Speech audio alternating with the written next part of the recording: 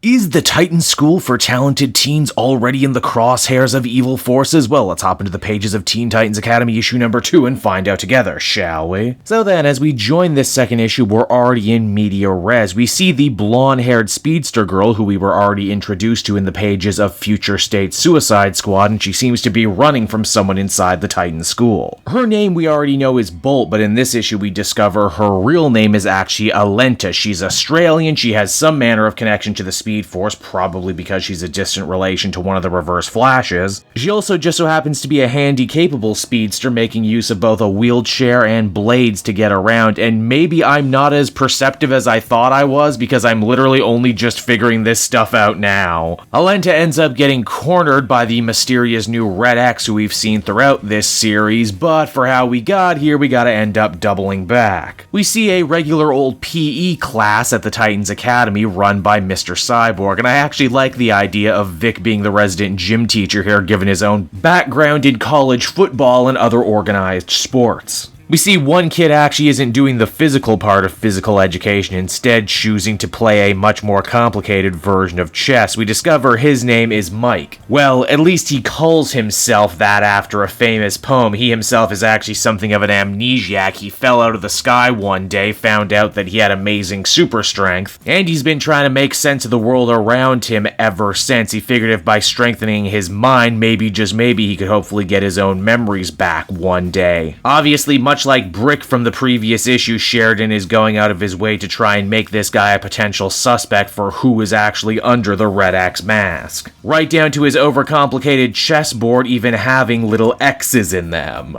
It seems that Mike is a real brooder even by teenage standards, and because of that his roommate Stitch, the rag person of the Titans Academy, is going out of their way to try and get other people to switch with them. Or potentially are they just trying to get closer to Roundhouse, a resident member of the active Teens Titans team? I guess we can add Stitch to the ever-growing list as well of possible Red X's. And while we're on the subject of Red X, it seems that Nightwing speaks with Starfire after they spent the night together about how he lost the Red X mask and can't seem to find it. Also, in a nice bit of connective tissue with the Nightwing book, Dick talks about how Barbara is saying that he should spend more time in Bloodhaven, and this is causing a lot of friction between him and Corey. After all, Nightwing and Batgirl have had their own romantic relationships in the past. In fact, if you've been reading the Nightwing book, them getting back together seemed like an inevitability, so to see Nightwing and Starfire together like this in this issue is kind of interesting. After that, Nightwing goes and compares notes with Cyborg. Obviously, Vic is still interested in this Mike kid. In fact, he even mentions with his super strength and his brooding, he reminds him a lot of one of their old friends, Connor Kent the Superboy. Oh yeah, hey Superboy, remember him? Why isn't he part of the Titans Academy? Has anyone talked to Connor recently? Jeez, it's almost as if he's been kidnapped or something. Nah, that's impossible. After that, Dick heads to his office to find someone dressed as Red X downloading sensitive files from the computer. Nightwing gives chase, but whoever this Red X is more than able to give him the slip. It's undeniable now that the Titans Academy has a mole inside their ranks, and as such, all the teachers get together with plans of how best to tackle this problem. Strangely, they choose not to treat this like some sort of espionage issue, which it clearly is, and instead try and treat it like they're dealing with a rebellious teenage kid who stole mom and dad's car. Basically, they're gonna have a big assembly and say that whoever Red X is better come forward now, or else. It's also not like they're particularly harsh in enforcing attendance to this meeting, because Mike ends up showing up late and Alenta ends up going to collect her blades. It's also here we find out that the Aussie speedster is actually being pressured by some sort of outside force, someone who set them up with a brand new life and a brand new story, and someone who it seems is coming to collect right now. Those people we soon discover as the end of the comic connects with the beginning are actually the brand new version of the Suicide Squad, complete with Connor Kent the Superboy, and Red X wasn't attacking Bolt but was actually trying to defend her from the squad. And so that was Teen Titans Academy issue number 2, everybody, and while I certainly enjoyed this second issue more than I enjoyed the Rocky first issue, there are still just a couple minor little things that keep sticking in my craw. The book is still very much trying to find that magic balance between the original Titans as teachers, the current Teen Titans team, and all the new prospective students, while also trying to build a mystery around who is Red X and several red herrings to go with it. Throw in now this early into the book's run a crossover with the Suicide Squad book, and you got a recipe for a lot of of plates being balanced at once and the risk of a lot of them getting dropped and broken. For what it's worth, I do like Bolt. I think she is going to be an interesting character, and I wonder if we're going to see her go and join the Suicide Squad at the end of this story or end up staying here at the Academy. I also wonder how long we're going to draw out this Who is Red X storyline, because now that we basically know that they have to be a student, the longer they go uncaught, the more incompetent the original Titans actually look. If nothing else, this version of Red X does seem to be a complex character when it comes to morality. They stole from the Titans, sure, but then they actually went out of their way to defend Bolt from the Suicide Squad, showing that maybe they're not all bad all the time. Overall, I'd feel comfortable giving this one a 7.5 out of 10. Enjoyable enough, but still lots of room to grow.